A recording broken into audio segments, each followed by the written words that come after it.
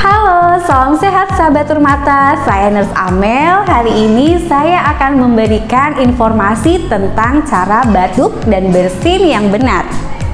Yang pertama, saat batuk dan bersin hindari menggunakan kedua tangan.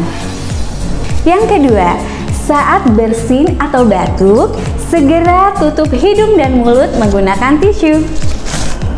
Ketiga, segera buang tisu yang telah digunakan ke tempat sampah.